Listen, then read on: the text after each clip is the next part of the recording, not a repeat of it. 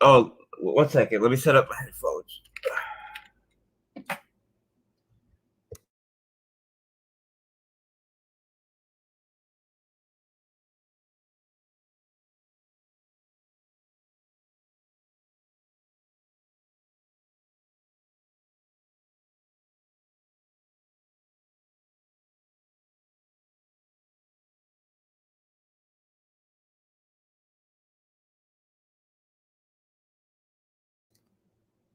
Okay, I'm all set.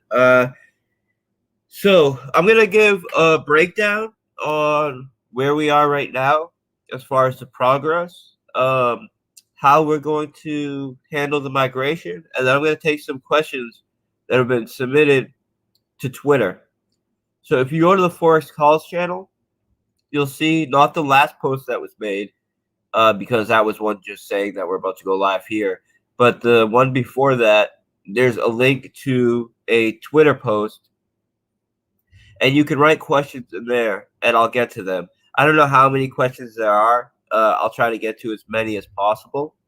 And Bartertown could not be available right now, but I know there's at least one other person recording this, so I'll get whoever's recording it, and I'll get a copy of the recording and get it up on a few channels, and I'll promote whoever's channel records it. So I'm just gonna give it, say, 2 more minutes to let people come in here, and then we'll get it started.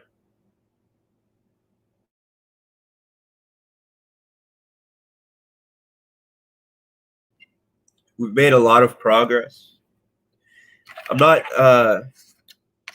sure how much pigs have been sent in. I know yesterday it was looking really good.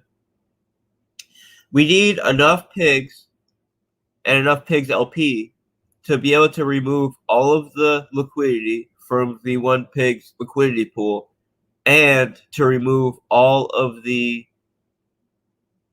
capital from the pig pen.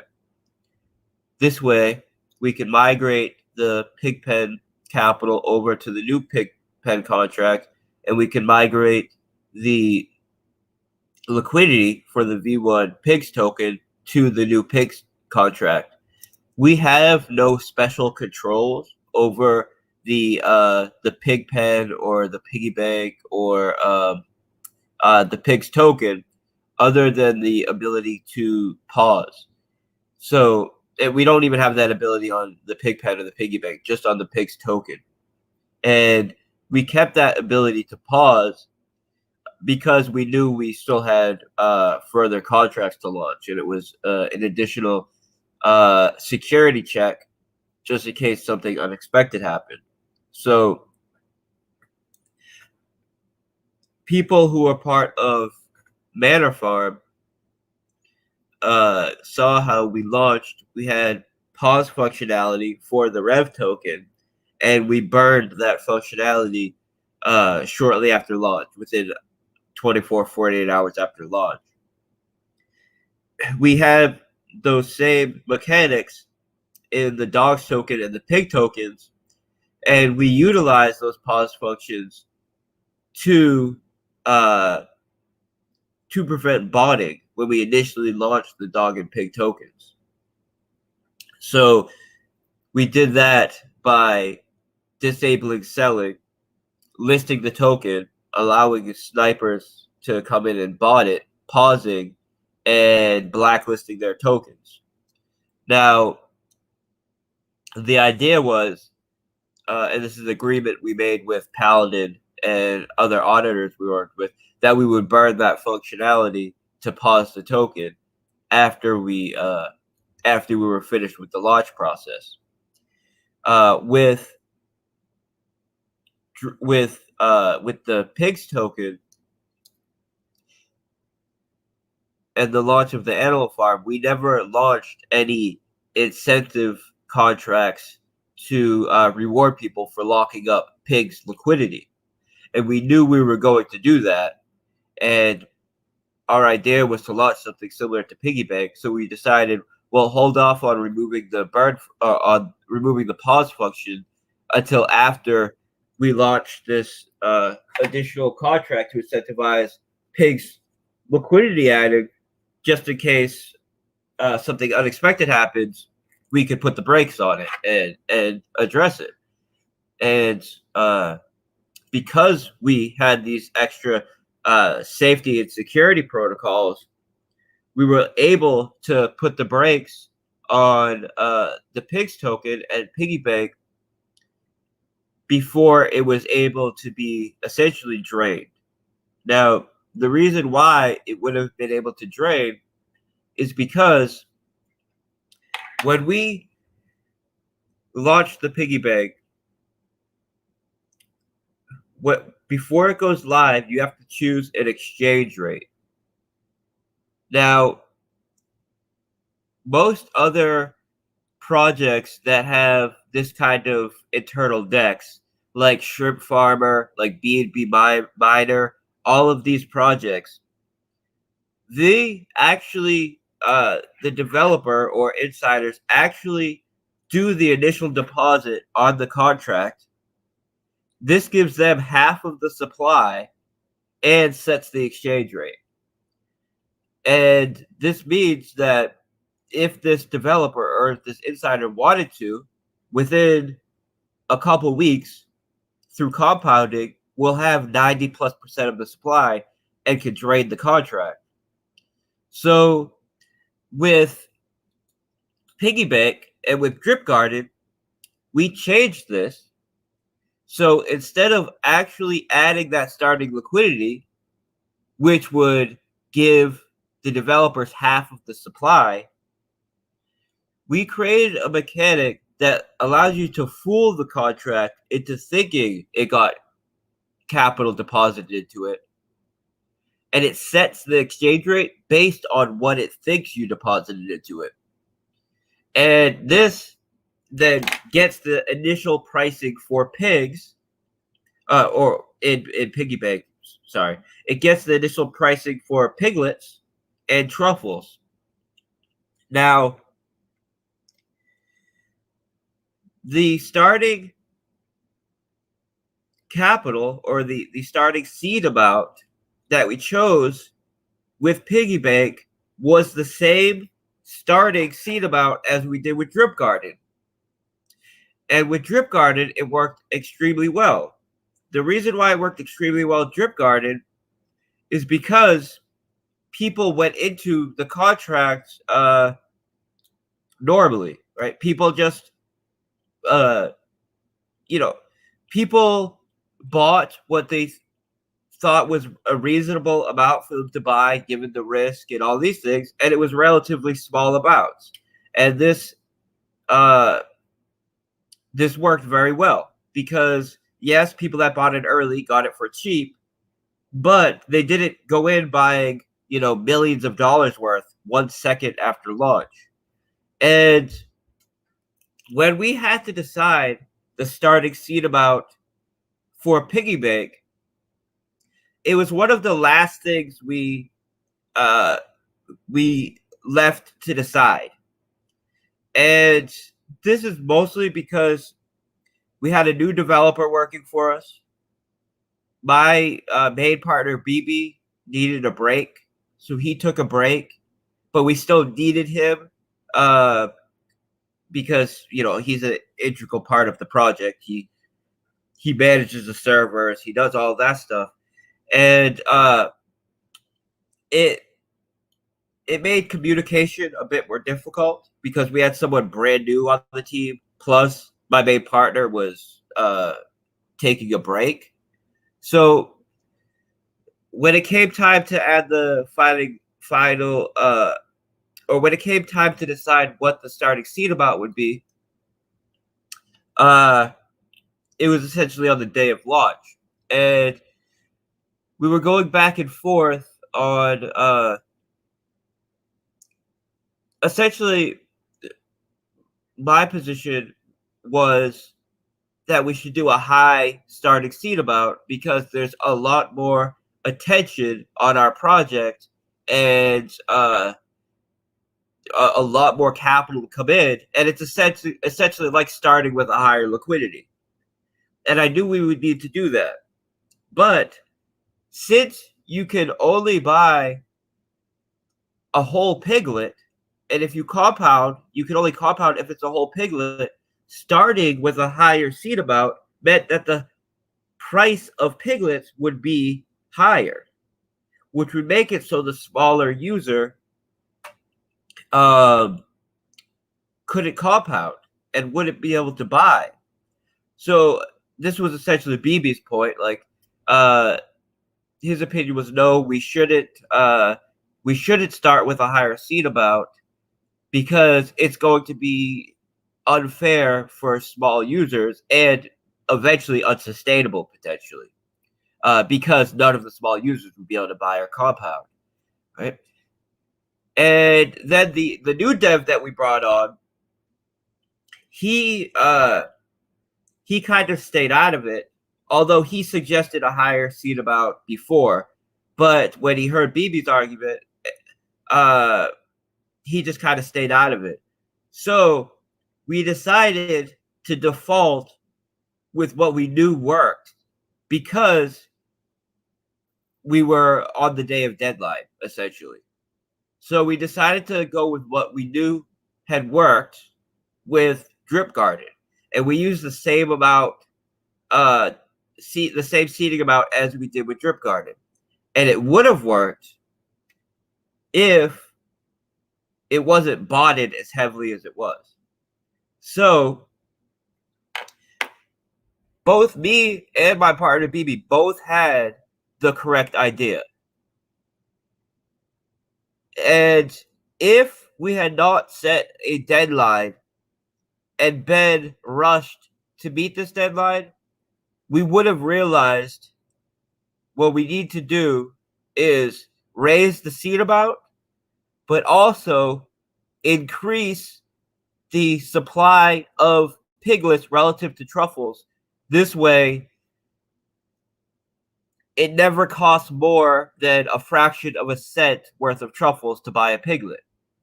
This way, you never have to worry about smaller users being able to afford a whole piglet, even if the starting truffle supply is higher. So, essentially, it was us going with what we knew worked in the past, and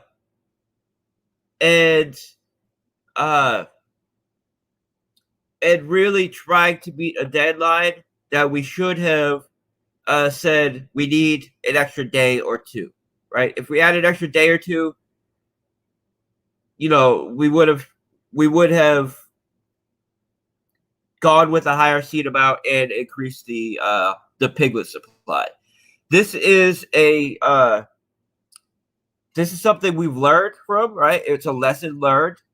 We will never do that again. We will never make a deadline for anything until 100% of the development is finished and 100% of every little detail is figured out. So what I've been doing is when we're, say, 90% of the way finished, I'll set a deadline. And it's worked okay, but what ends up inevitably happening is that last 10% that you have to do is always the part that ends up being the most difficult. And then you end up cramming to get it done while you have a deadline creeping up on you. And it becomes extremely stressful. And this is when potential mistakes could happen, right? So we built in security and safety protocols just in case something unexpected did happen, so we could put the brakes on everything and do a migration. And it's a very good thing we did this because we're able to now do the migration and secure all of the investor capital and not have that capital lost to people that would otherwise exploit the system. So I wanted to give a brief description on the issue, how we got to the issue, what we learned from it, and why it will never happen again. And that's essentially my breakdown of it. Now, if we had not been bonded, it would have the launch would have been just like Drip Garden, and everything would have been functioning perfectly just like Drip Garden. The initial people that bought early would have got a much better price for being early, but we have other mechanics that reduce the price as time goes on, and through the inflation of piglets and the inflation of truffles, this makes it so it's always fair for new capital to come in, but it takes time for this inflation to happen. So if you have people interacting with normally, buying, amounts like they did in Drip Garden, then the people that buy first, yeah, they get a good deal, but as more capital comes in, as the day goes on, additional participants are getting a good deal as well, because as every day goes on, the price of piglets and truffles, or Drip Garden seed and plants, is reducing every day as divs are paying out, right? So it offsets that price impact of the initial buyers. The fact that they bought it so hard made it so their advantage was too large to be offset by the mechanics that make it so it's more fair for new players to come in. So where I'm someone that I believe that DeFi, there are certain fundamental practices that you need to keep in DeFi, right? The system should not be exploitable by insiders. The developer should not be able to access the liquidity pool without the cooperation of the community. And several more. But there's always going to be some element of centralization in any project. And most often it's in marketing and promotion, right? But if you're going to have some element of centralization in your project, which all DeFi projects have, you want it to be centralization that can be used to protect investor capital, but cannot be used to exploit the system for insiders or remove liquidity. And that's exactly what we built into all of our protocols. So with the PIGS token, we're able to pause the token. This way, the botters that initially bought the Piggybank can't remove liquidity. It can't dump the token. But we need the full cooperation of the community in order to remove the liquidity so we can migrate it over. And this is why we're having people send in their PIGs and PIG LP tokens so we can use them to remove liquidity. Now, to incentivize people to sending in these tokens, we're using a credit system. So when people send in their tokens, they get credited. And this means they will get the V2 PIGS token.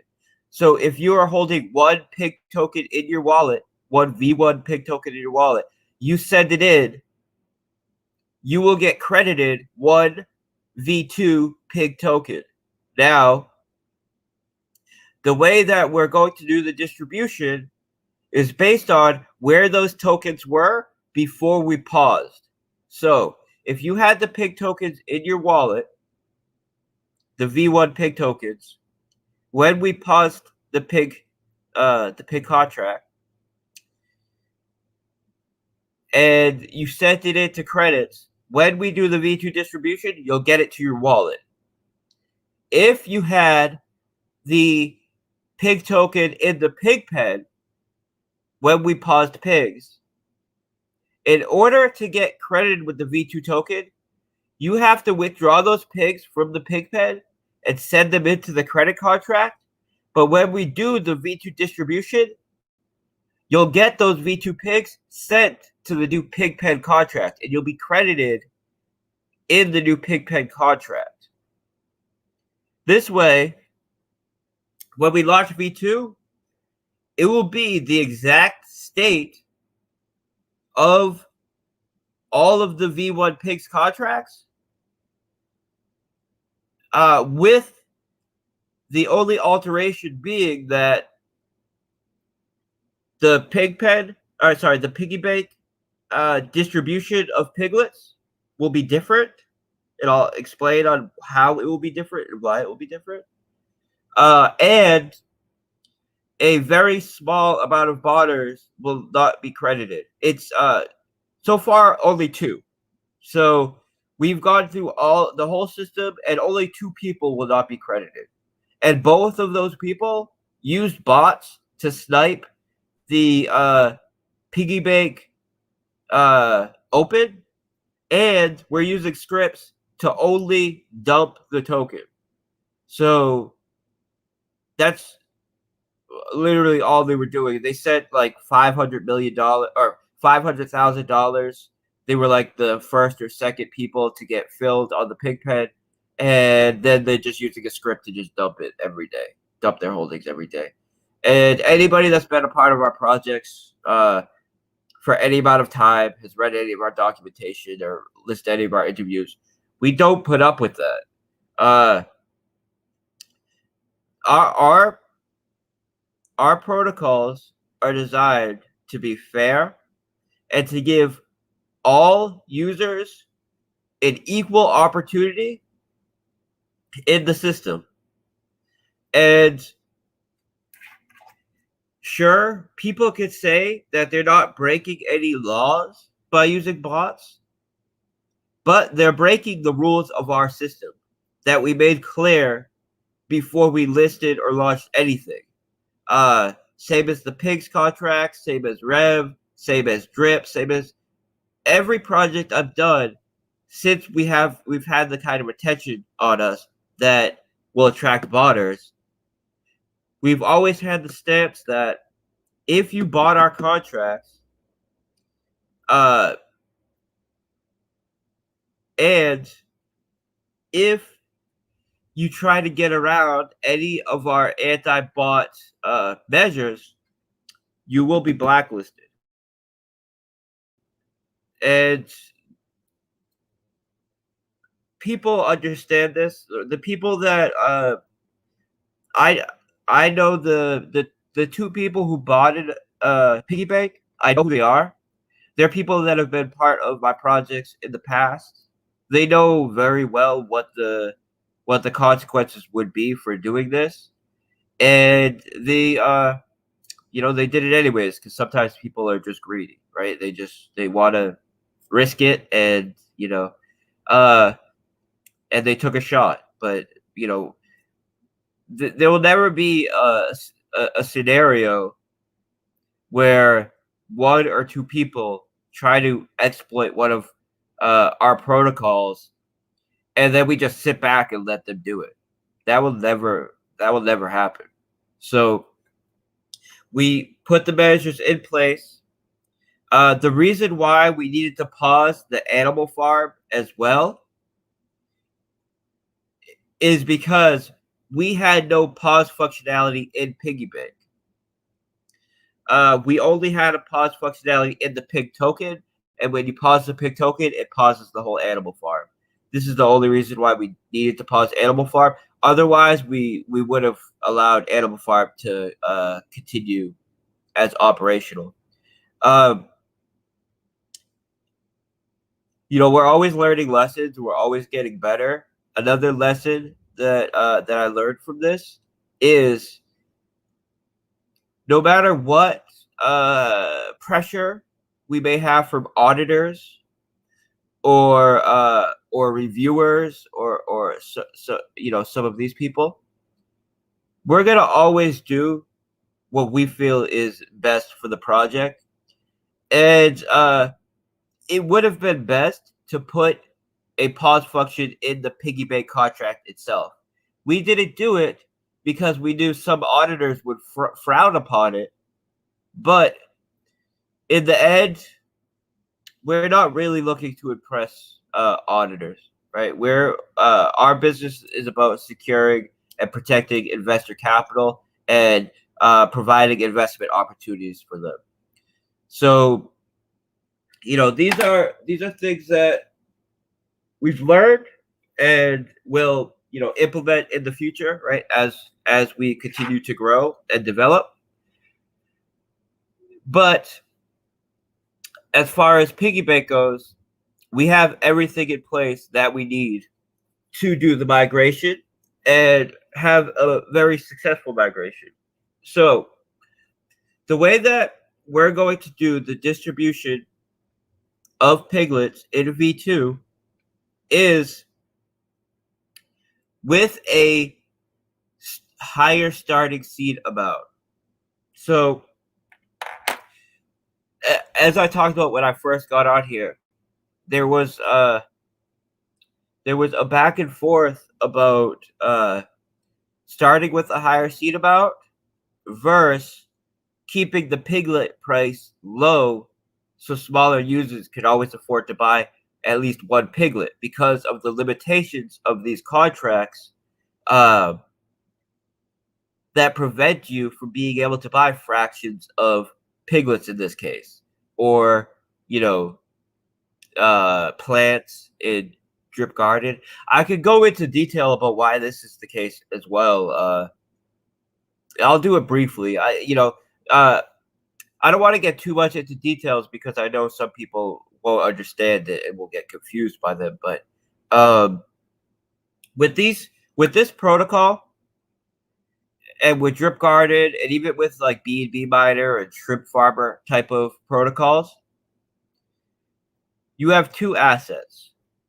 You have an asset that determines your exchange rate for the capital on the contract, and this would be truffles. And then you have an asset which determines your ROI, your daily ROI in the system. Now, in order to do decimals in Solidity, you have to use something called padding. And this is where you use a multiplier to increase whatever value you have to such a degree that that you can round it up without causing a major deviation from the actual starting value that was a decimal. For example, say you have a decimal that's 6.3339, right? You could multiply that by 1,000, round it off, so you have 6,334, so 6,334, and now you're not working with decimals anymore because Solidity can't work with decimals. And now, after you do your calculations and your formula in Solidity, you divide it on the other side of the calculation to now bring it back to the smaller value that it was before you pad it. And this is how you deal with decimals in Solidity. Now, truffles needs to have decimals because it's a regular token, like an exchange token. But uh, but piglets determine the ROI that you get on that day. And if you padded piglets and the amount of piglets that you were supposed to get after they were padded, when you divide it back down on the other side, if it rounds to less than 1, it will be 0. So you end up with the same issue, right? And it's because you're using 2 assets. So no matter what tricks you use in Solidity, like padding, that you typically use to utilize decimals in Solidity,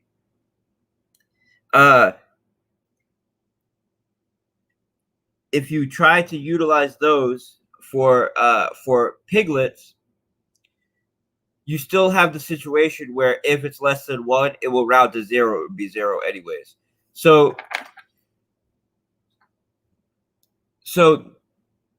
people, a lot of people were suggesting or asking us to, allow for people to buy fractions of piglets. It's not possible due to the limitations of Solidity. So I tried to explain that as simply as possible without getting like very deep into the details and the math of it. But what you can do is greatly increase the supply of piglets relative to truffles. This way, it will only ever cost a tiny fraction of a cent worth of truffles to ever buy a piglet. And this way, you still won't be able to buy a fraction of a piglet, but the cost barrier to buying one piglet is so low that no one will ever run into that issue. So this is the solution that we came up with that is going to work very well and will be implemented into V2 of Piggybank. This way, even the smallest user won't have to worry about not being able to compound or not being able to buy it. So this is one important improvement that we made to V2. And secondly is the distribution of piglets. So as I spoke to earlier, with all of these other contracts that have 2 assets, one that determines the exchange rate for capital on the contract and one that determines the daily ROI,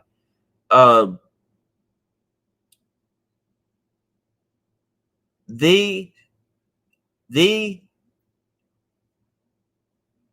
come up with the initial starting exchange rate based on what the developers initially deposit into the contract. When they make that initial deposit onto the contract, they get half of the starting supply for whatever they deposit, and then that's the exchange rates that's set. Whatever they deposited, and the other half of the starting supply is now in that liquidity pool. This means that they now have half the starting supply, and this is why all of these other projects have been drained so quickly, because the developers and insiders that use that half of the supply to compound end up with 95, 90, or 90+% of the supply within a week or two, and then drain the system. We didn't want that kind of centralization in our project, because this is the kind of centralization which you don't want in DeFi. The kind of centralization that allows for insiders to exploit the protocol and drain the system. So we came up with a protocol that allows us to essentially trick the contract into thinking we made a deposit. And then the capital that we tricked it into thinking we deposited now sets the exchange rate for anybody that comes in after. So we use the same starting seed amount that we use for Drip Garden, which worked very well with Drip Garden. And the reason why it worked very well is because we have multiple mechanics that reduce the price of the two assets on the contract every day.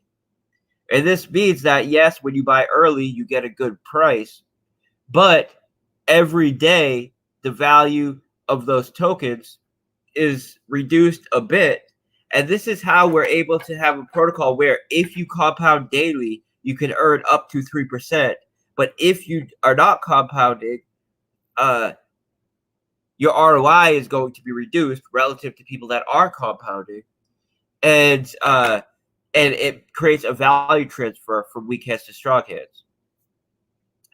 So with Drip Garden, since it was not botted, the initial buyers got a good price, of course, which you would want to have. And then every day, the mechanics played out to make it fair for new capital coming on. With Piggybank, this would have worked as well, except for the fact that the initial botters bought in so hard that the advantage they would have had was too much, and the mechanic that offsets the price impact by reducing the price every day to make it fair for new buyers was not enough to offset the advantage they got through botting the contract. So the solution to this, right, is first to blacklist those botters, which they knew it would happen. You know, they took a risk, but as I said earlier, with all my projects, we make it very clear that if you attempt to get around our anti-bot protocols and attempt to bot the contract, we will blacklist you. So blacklisting these two botters alone does a great deal to make the rest of the distribution a lot more fair. And this is because the capital that the initial botters deposited, once their tokens have been blacklisted, is equivalent to starting with a higher liquidity or starting with a higher seed amount. The same way we did with pigs by blacklisting those botters, and that allowed us to start with starting liquidity of, I can't remember, 8 million or something instead of 3 million. So what we're going to do is we're going to blacklist those two botters, and then we're running simulations right now that take all of the buys and all of the sells, or all of the buys and all the withdrawals that took place from the block of launch to the block that we paused. We've pulled all of this data. We're including referral bonuses, and all of this is going to be migrated over. And then we recreated the launch of Piggybank, but with a higher seed price. And what this means is, just like if you start with a higher starting liquidity, the price impact of buyers is less. Which means the people who bought don't get less. They just affect the price less, so the people that buy after them get more. So this allows for a much more fair distribution, and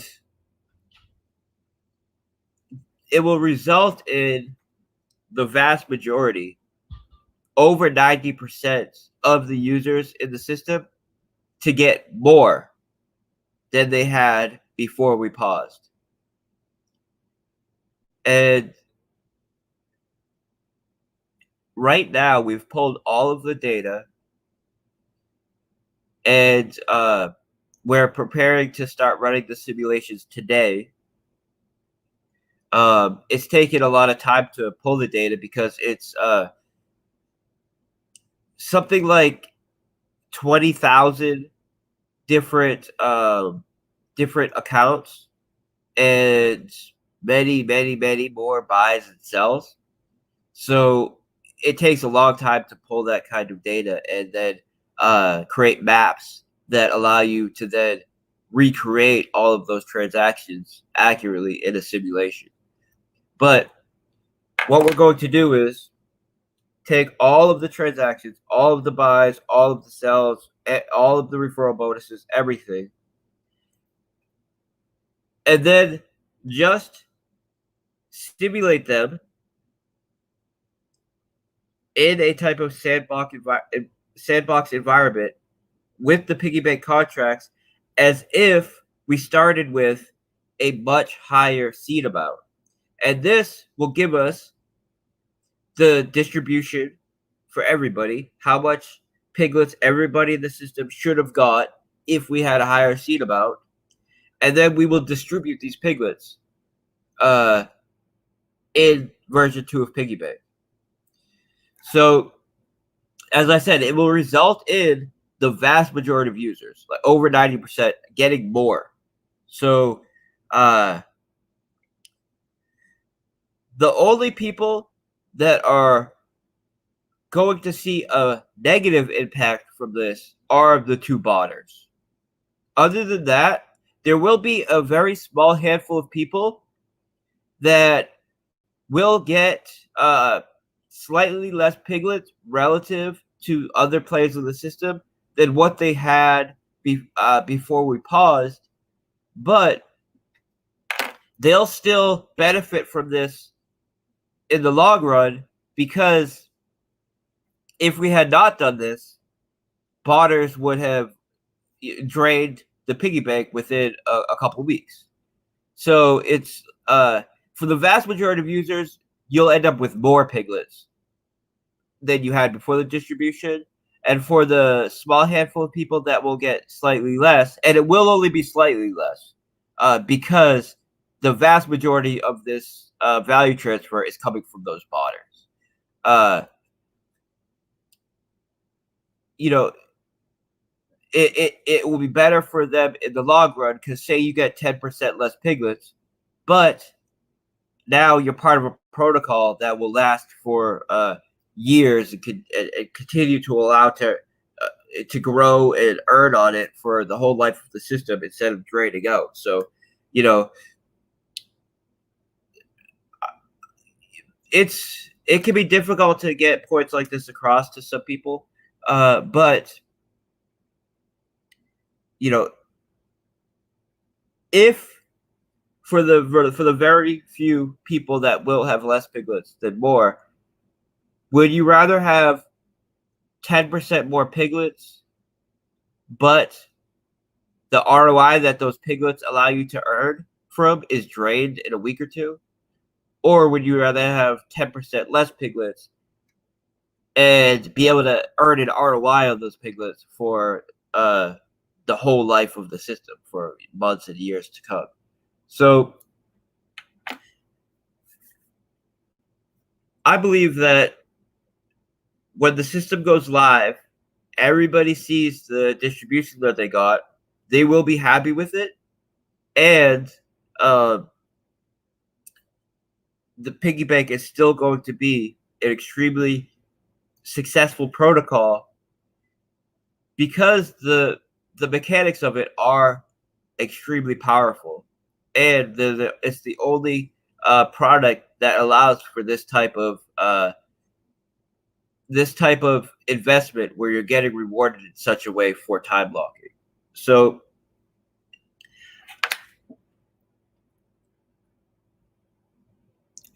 we'll be migrating everything over. If you were in the piggy bank when we paused the piggy bank, and you can withdraw your LP tokens, you need to withdraw those LP tokens and send them into the credit contract in order to get credited in V2 Piggybank. Any LP tokens that you can't withdraw, you will be credited because we have the ability to credit everybody, essentially. But we also need the incentive to get people to send in the PIG tokens and the PIG LP tokens so we can use those tokens to migrate the liquidity. Because we have no ability to mint tokens. We have no ability to remove liquidity. We need those PIGs and PIG LP tokens to be able to do it. So if you cannot remove those LP tokens because they're time locked or because you can only withdraw your up to 3% a day, that's fine. We accounted for all of the LP tokens that won't be able to be removed because of these issues, and the people that hold the piglets and truffles that are represented by those LP tokens will be credited for them. But if you have the ability to remove LP tokens, you need to do it, or else you will not be credited with those. And like I said, we needed to do that because we need to ensure that people will send them in order to do this this migration. So when we go live, we're going to give a bonus for anybody that deposits fresh capital in the first 24 to 48 hours. Right? I'll announce it as we get closer to launch. And this is just an extra incentive and bonus to kickstart things. So whatever the exchange rate is when we go live, we're going to add a 10 to 20% bonus on top of this for anybody that gets in the first 24, 48 hours. This way, we can kick it right off with a major increase in contract balance, and really just get things rolling full steam ahead again. So, and I truly believe once people start seeing what they're able to earn in the system, it's gonna blow up, right? Because there's nothing else like it in DeFi, and of course, there's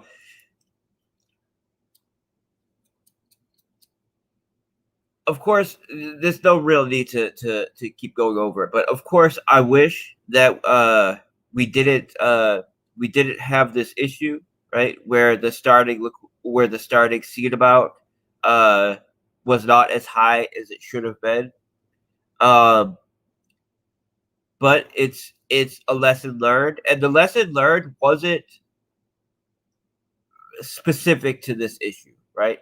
Because as I said, me and my partners had a conversation about this before launch, and we decided to go with what worked with Drip Garden, which would have worked here if we did not get a couple botters sending millions of dollars to the contract within the first second, right? Which is something that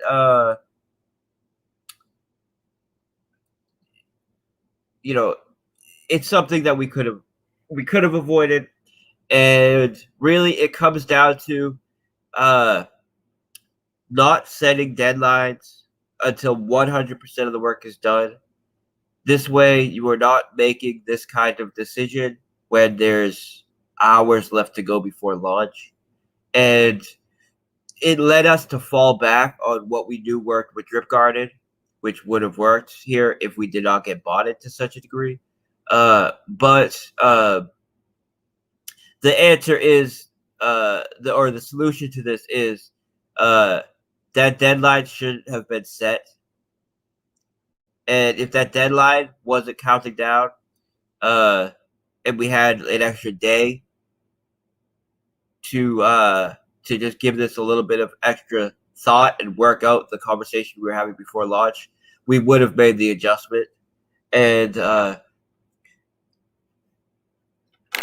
and just never again, right? We will never make a deadline and cause that kind of pressure to meet the deadline before all the work is finished ever again, right? So, and if we had done that, this would have been avoidable. And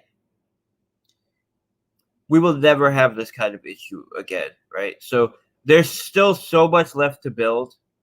I have so much more I want to build, right? We have a major NFT partnership with who I believe to be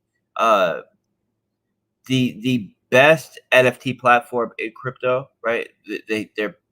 They're on the verge of launching a major metaverse project with VR and all kinds of really high end stuff. We still have a major partnership with them to go. We have a lottery system to build for the animal farm. We have a play to earn game that I really want to get launched. There's a lending and insurance protocol that I really want to build. So we still have so much to build, and so much to do.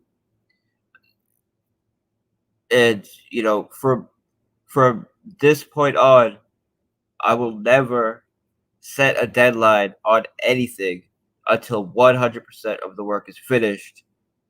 This way, we will never run into this issue again where we're making a decision hours before launch, right? Now, thankfully, we had the security measures put in place just in case something unexpected did happen. We could put the brakes on it and do a migration before any capital was drained. And because of that, we're still in a very good position, right? We just need to do the migration, have a major,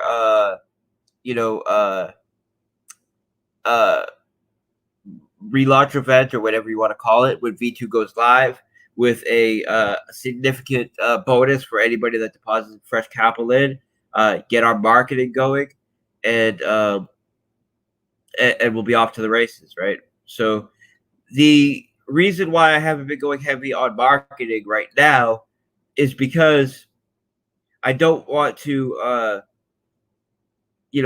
be marketing a product that is non-functional, right? I want people to see our ads and to see our marketing and then be able to get right into a functional product.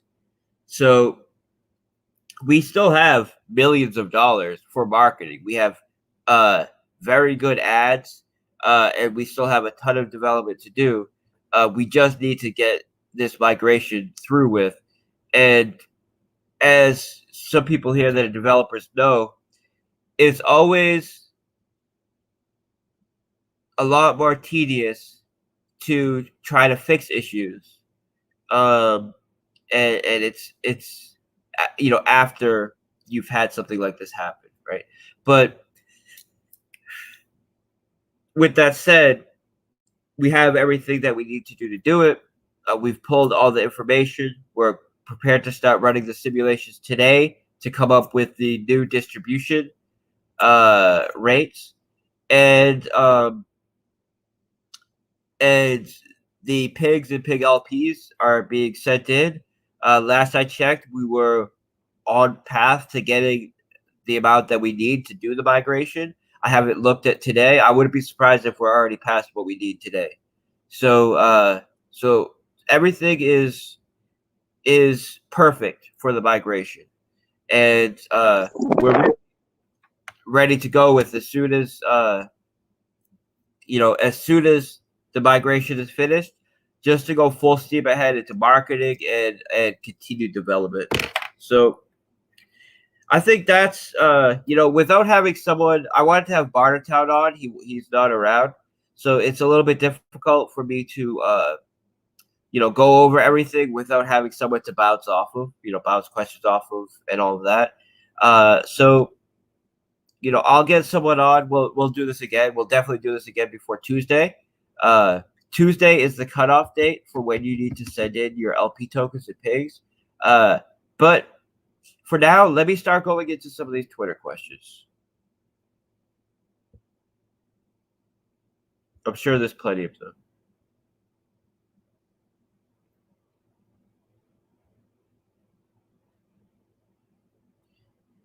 Okay.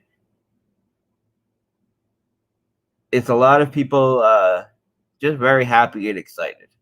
Okay. So insane mooning soon. That's okay. Here we go. Here's the real question.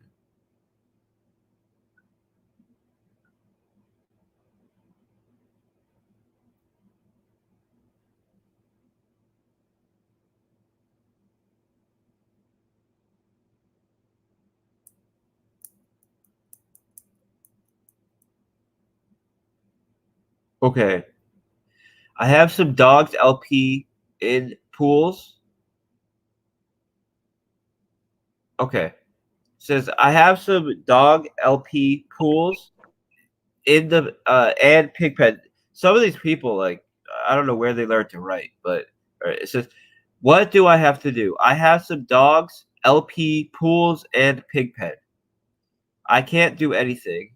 I just chill. But when is this fixed? Okay, so I basically understand what he's saying. So if you have dog LPs staked in the core contracts, what we're going to do is the pigs that you had that were available to claim in the core farms and pools, those pigs will be migrated over to a new contract, and you will have to take your dog LP tokens that you have in the current contract and withdraw them and deposit them onto the new contract.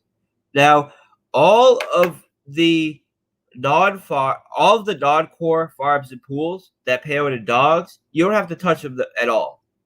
And those, when we go live, we'll just start up again, start paying dogs again, like nothing ever happened. The only migration in the farms and pools that need to take place are the core farms and pools, and this is because they pay out pigs, so it's a different Master Chef contract. We have two Master Chef contracts on the animal farm. One that pays out dogs, one that pays out pigs. The one that pays out dogs is the non-core farms and pools. And this, nothing needs to change or be done about this. The core ones that pay out pigs, we do have to change this because it can only pay out V1 pigs. We needed to pay out V2 pigs. So we need a new contract, a new Master Chef contract. So the way it will work is if you have a current stake in the core farms or pools with claimable pigs, you need to claim those pigs and you need to send them into the credits contract using the front end. Now, when V2 Pigs goes live, you will have to withdraw your dog LP tokens and dogs from the old Master Chef contract and deposit them into the new Pigs Master Chef contract. And when you do this, you will be credited with V2 Pigs that you had available to claim in V1. In order to get credited, though, you have to withdraw those V1 pigs from the current farms and pools. So I hope that explains it. I know without having a front end to interact with and something to visualize, it might be a little bit difficult. But when we actually do the migration process when it's going to go live, it'll be way more apparent because we'll have a front end dashboard that allows you to withdraw from the old one and deposit into the new one. And like I said, in order to get credited pigs, V2 pigs in the new contracts, you need to send in your V1 pigs into the credit contract. Now you need to withdraw them and send them into the credit contract. Wherever you had those V1 pigs, when the pigs token was paused, is where you'll be credited. So if your V1 pigs were available for you to claim in the farm when the pigs token was paused, as long as you withdraw them now and send them into the credit contract, when V2 goes live, those V2 pigs will be credited, available for you to withdraw in the new Master Chef contract. So that's the way that will go. We're going to make it as simple for everybody as possible. You won't have to interact directly with the contracts on BSC Scan or anything like that. It'll be a dashboard on the site. You'll have to click a couple buttons, and that will be it. So let me just keep going.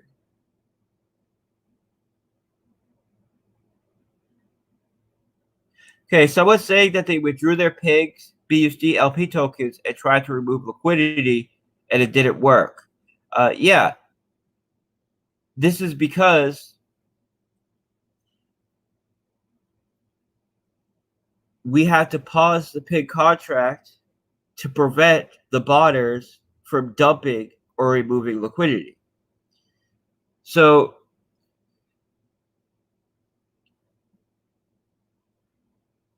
if you have, say, a paused token and someone holds LP tokens, they can still remove liquidity and essentially drain the system. So if this person who bought it, Piggybank, had LP tokens, we could blacklist that wallet, but we can't blacklist LP tokens because LP tokens are pancake swap tokens. We don't have deployer control over them. We can only blacklist pigs, which means if we blacklisted a wallet that bought us, he could then wait a minute. Let me just mute this person. He could then just move those LP tokens to a new wallet and remove liquidity with them or dump them. So we had to actually pause the token itself. And this and then once we paused the token, we were able to put everything in place to allow for the migration and put limitations in place to prevent people from removing liquidity or dumping. This is so the botter who holds enough liquidity tokens to remove millions of dollars from the liquidity pool can't do it. So we have we put those limitations in place so we could do the migration, and all of the LP. The reason why, instead of taking those LP tokens and trying to remove liquidity with them, you have to send them into the credit contract, is so that we can then use those tokens and LPs to migrate the liquidity to V2 and then credit you on there. And then once we credit you on there, you can do whatever you want with them. But we had to take these steps to prevent the two botters from removing liquidity. So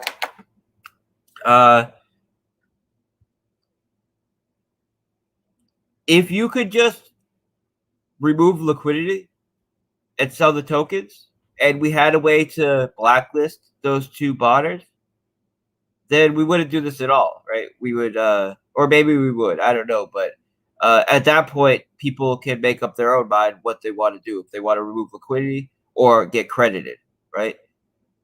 the fact that we have no ability to blacklist specific holders because it's LP tokens means we have to put these restrictions on everybody and then credit people with a version 2. So,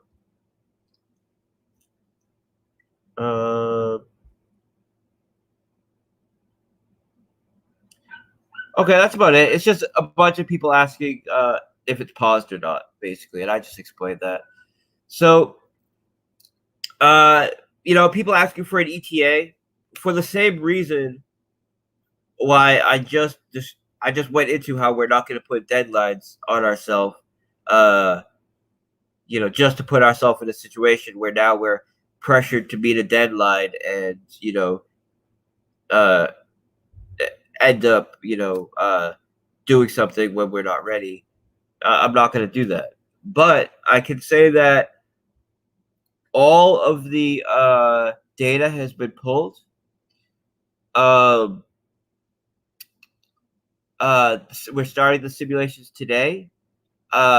We should definitely be done by Tuesday. By Tuesday, that's the deadline on when you need to send in your LP tokens and pigs to get credited. And likely on Tuesday, we'll have everything finished that we need to be done to do the migration. And the plan is to get it done by the end of the week, by the end of next week. So I mean that's I guess that's an ETA, but from now on I'm gonna be very, very careful about doing countdowns and deadlines until everything is 100% done. And I already had these kind of restrictions on myself, but the way I would do it is when things are 90% done, that's when we do it, start a countdown. And what happens is that last 10% ends up being the thing that gives you the most difficulty. That's why it's the last thing to do often. And I'm just never going to put myself in that situation again. Because, as I said, with Piggybank, we got put in that situation where we had a deadline. We had to pick the starting seed amount. We knew that if it was too low, it could cause an issue with bonders, but we knew if it was too high, then small accounts wouldn't be able to compound, which means they couldn't be able to claim their time locking bonus, and it just wouldn't. It would break the system for all small users. And because we had like an hour left before launch, we decided to go with what worked with Drip Garden, and it would have worked very well with Piggybank as well if we didn't get botted to such a large degree. Now we have, just like with the Animal Farm launch, we had mechanics in place. So if we got botted, it would pause before capital could be drained. So we could then remove those botters and do a migration. And that means that we're still looking very good because everything is put in place to do the migration. That capital can't be drained. We can start with a higher seed amount. We've solved the issue with small users not being able to compound, and we're ready to go. And we're going to start it off with new deposits, getting a discount just to really put some jet fuel on the launch, get a lot of new capital deposited on day one.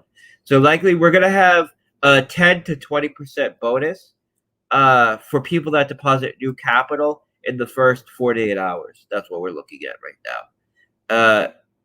And as far as the migration and the distribution, as far as pigs go and pigs LP, everybody will get the same amount of pigs and pig LPs that you had on V1. And it will be credited to you wherever you had it when it was paused. That is if you send in the pig and pig LP tokens to the credit contract. If not, you will not be credited with V2. And as far as piglets,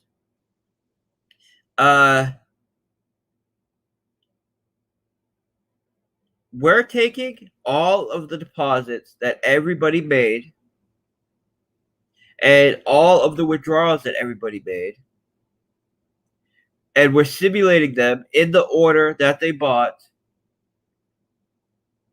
on a new Piggybank contract with a higher seed amount to see how those piglets would be distributed with a higher seed amount minus the 2 botters. And then we will distribute those piglets using this formula. We're not including compounding. So any compounding that took place in the first 3 days is not being included. Why? It's because smaller users were not able to compound. And that would be unfair if we are crediting the bigger users with what they compounded and not the smaller users. So the only factors that we're taking into account here with this new distribution is how much you deposited and how much you withdrew. So so if you deposited say 1,000 LP tokens, you will get 1,000 LP tokens worth of piglets given the new distribution. And what that means is 90+% of users will end up with more piglets relative to what they had on V1 of Piggybank, because it's a more fair distribution. And the only people that will really be affected, they will get less piglets, is the 2 botters, because they will get nothing. And the people that bought within about the first 10 seconds. And those people that bought within the first 10 seconds will not be getting significantly less piglets, and they could potentially get more. And the reason for this is because the 2 botters are getting taken out. And that really means that everybody else will get a lot more. So so not only will people get more piglets, the whole system's way more sustainable because you don't have a very small handful of people able to drain the whole thing in the first couple of weeks. So I'm extremely confident in it. You know, this is a little bump in the road. I understand that, and I take responsibility for it. But we have everything we need to move forward, right? It's an awesome product. It's an awesome contract. We have a very strong community. We have a huge investor base. We have all the exposure we need. We're gonna kick it off with a discounted rate for people that deposit fresh capital in the first 48 hours. We'll have a huge promotional event around that. And then when people see the kind of capital they're earning and the power of the contract, we're gonna blow up. And the lottery, right? We're gonna have the lottery, which takes the pigs that are, so there's a dev fee, or what you could call it a dev fee. It more accurately would be a platform fee because it's not actually going to the developers. But there's a fee on deposits and withdrawing from the piggy bank. This is to disincentivize people from withdrawing and redepositing, right? What it does is it's always more beneficial to do initial deposit and then compound that initial deposit and set up additional stakes than it is to create one account and then self-refer with another account and then self-refer with another account and doing chains of self-referring because there's a deposit and withdrawal fee that would outweigh the referral bonus that you would get. So this is why this was put in place. But as people know, I never pay a dev fee to myself in native tokens because that would mean in order to monetize it, I would need to sell our own tokens, and I never sell our native assets. It's just never a way that I like to monetize any of my projects. It's just it just everything about it turns me off. So the pigs that are generated from this dev fee, instead of going to developers, are going to a contract which will be used in a lottery. And this lottery will allow you to buy tickets in drip, dogs, and pigs. And it will be a daily payout. We'll utilize Chainlink as an oracle to do true randomness, and ensure that it's secure and not exploitable like all these other lottery protocols that are not utilizing an oracle have been. And oftentimes these other lottery protocols have been exploitable, and no one even knows they're being exploited. They just get the same person from a different account winning every time, and people don't notice.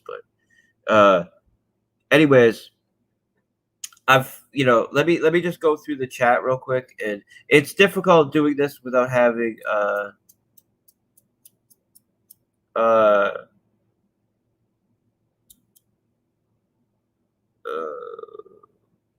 without having someone to read the questions and go kind of field the questions for me. But let me just take a quick look.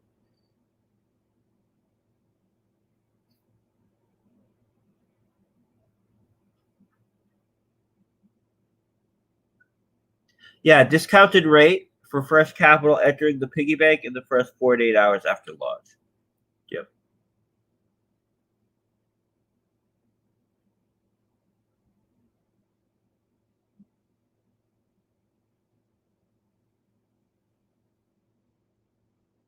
So can someone ask if extra piglets go into current, multiple stakes, or into wallet? I have no idea what that means. Piglets are an internal asset. They don't go into wallets at all. So you'll be credited with piglets in the new Piggybank contract.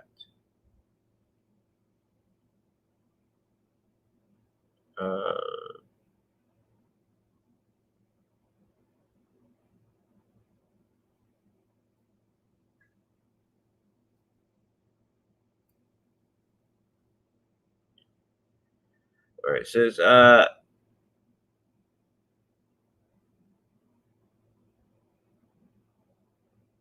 someone saying they can't remove their pigs earned. You should be able to. Meaning in the farms and pools. People are. I can see that a lot of people are.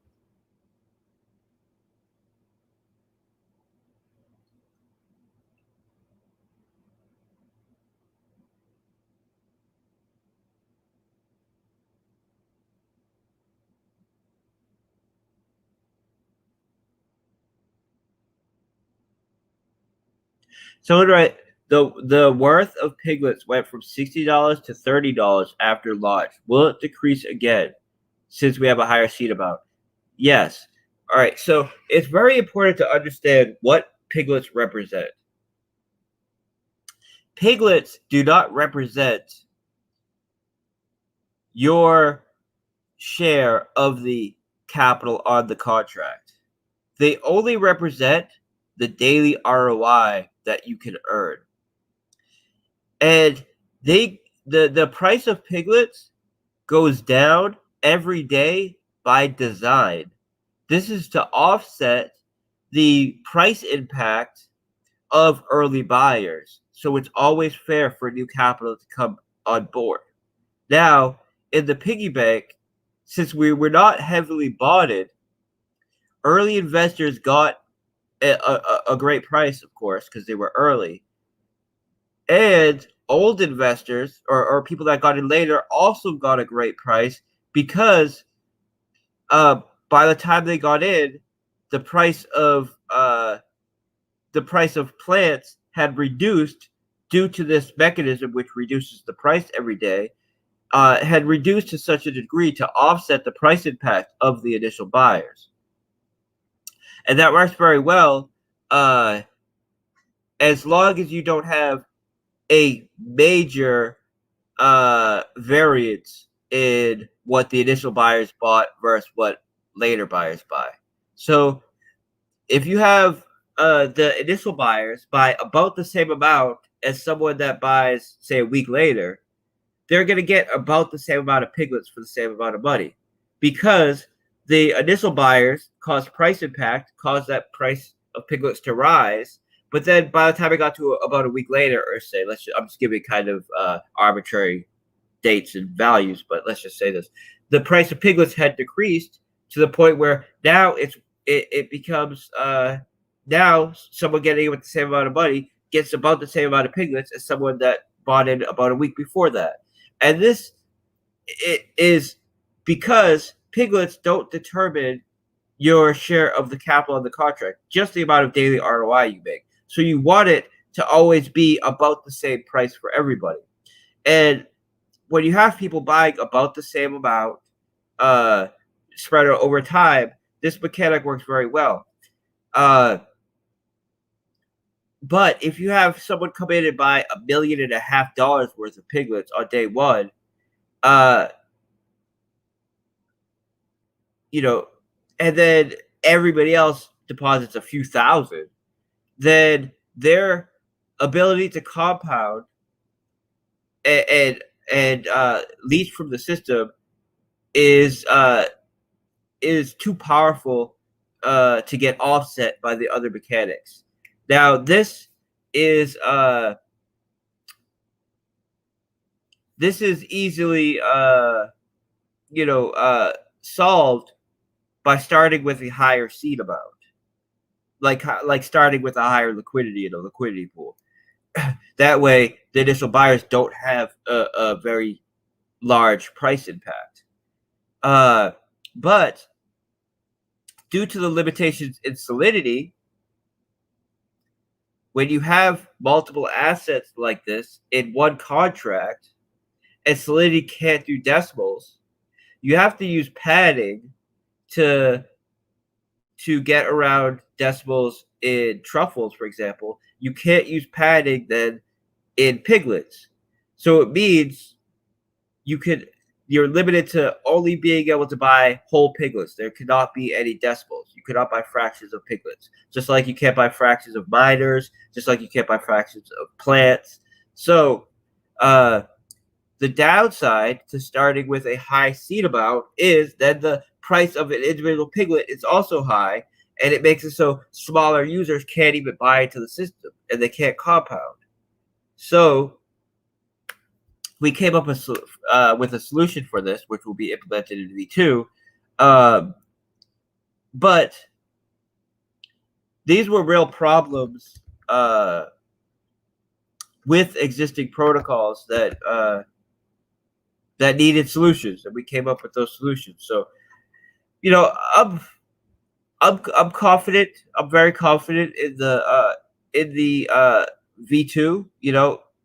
For one, because we already see that all of the code in V1 worked perfectly. Piggybank worked perfectly. Version 1. All of the code worked perfectly. No errors, no flaws, no freezing, pausing, nothing. Everything worked perfectly, exactly the way it should. The only issue was starting with too small of a seed amount. So, that and the inability to buy partial piglets. The inability to buy partial piglets was not an issue with our code. That's just limitations in solidity. We had come up with a solution for this that we were going to implement in V1. But since we have a chance to do V2 now, we're going to implement it from day one on V2. So people will be able to do partial piglets, and that means we can start with a high seed floor without causing those limitations on small buyers. So, due to the fact that the code itself on Piggybank worked flawlessly, we know how to we know the solution to the issue that we had, and everything else is in place to really have a powerful product. And we have the community, we have the exposure, we have the mechanics, we have the capital to fund marketing and further development. So we're ready to go, right? So I'm very excited just to get this migration done, so we can focus on marketing and the next level of development. I also mentioned that that we brought on a new developer. This was a contributing factor to the issue we had. Not the new developer we brought on is amazing. He's very skilled. He did quality control for Certic. He's super skilled, but it was we had a bit of a communication issue with the fact that my main partner BB needed to take a break, so he wasn't around. But he came in on launch day to help us with some things, and I was working with a brand new developer who I hadn't worked with before to help pick up some of our slack. But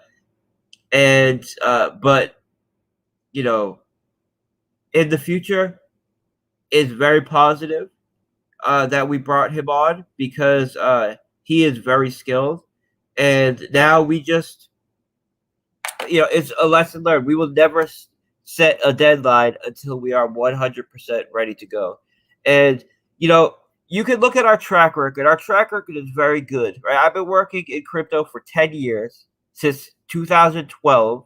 I started working in crypto when I got, I got brought on to do a payment portal, a Bitcoin payment portal for a sports book all the way back in 2012 when they got their payment processor shut down. I've been working in crypto ever since. We've never had any kind of major exploit. We've never had any kind of major hack. We've never been scammed. I've launched dozens of contracts, many dozens of contracts, both my own and advising other projects. We've never had any kind of liquidity pull, whether it be from hackers or anything. We've had a very, very solid track record. And I would say this is the biggest road bump we've ever had. And when you look at it, it's yes, it's not ideal, but it could be worse, right? We didn't lose our liquidity. We had all of the security protocols put in place in case something unexpected happened, and as soon as something unexpected happened, they went into action, and capital wasn't lost, and we could do the migration with all of the issues solved, and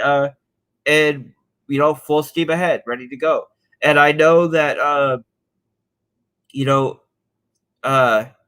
DeFi and crypto in general have very short memories. So if something doesn't go ideal, you just keep working, and you have one or two solid home runs, and people completely forget about any kind of issue that's gone in the past, as long as people know that when that issue did come up in the past, it was solved. It wasn't any kind of scammery or fuckery or anything bad. It was a legitimate technical issue that was solved, and it's very easy to get right back on track as long as you have the right motives and the right work ethic and the right network and team behind you. And we're prepared to just go right back full steam ahead. I'm very excited to get this migration over so that I can focus 100% on marketing.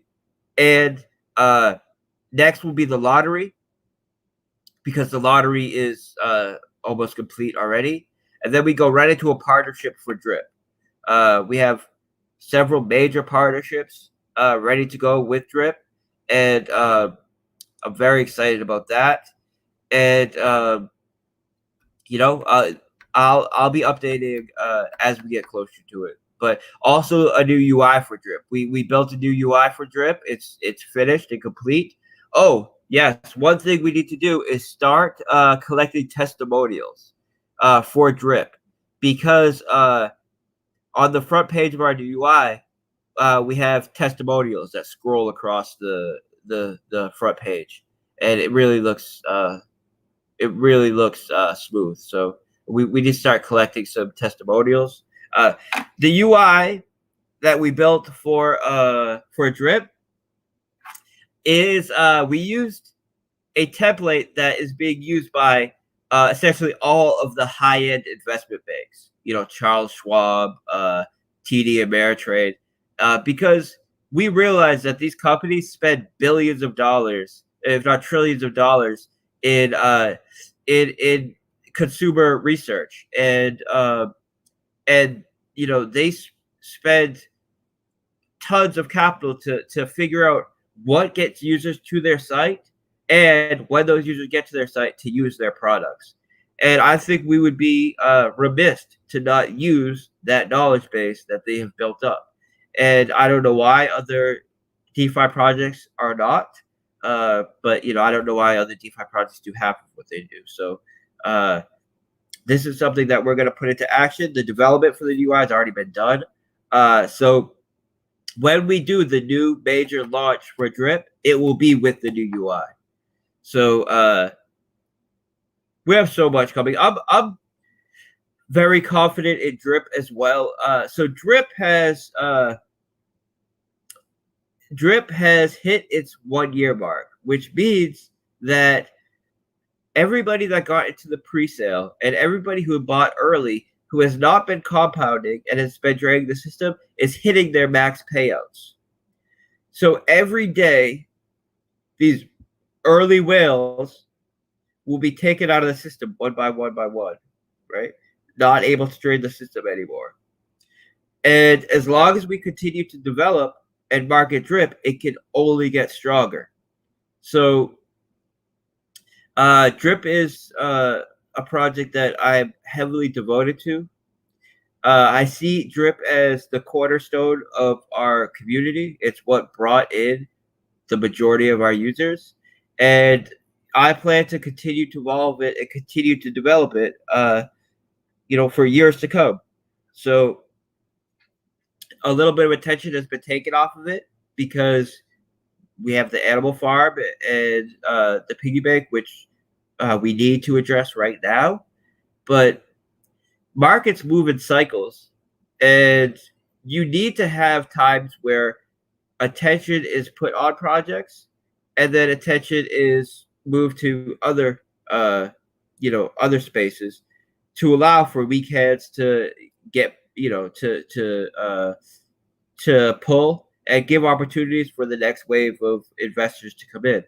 So this next wave of Drip is about to drop, with these new updates we're about to make, and we're gonna see a new wave of Drip users, and I'm extremely excited for that.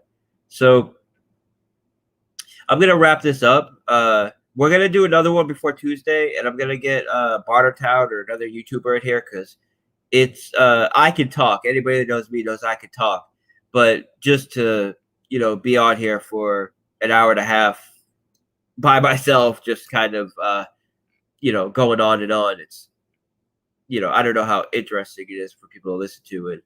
I'd be a lot more effective if I had something to bounce off of. So we'll do this again in tomorrow or Tuesday, and that's it. So I appreciate you guys all for being here. I'll be in text chat for the rest of the day.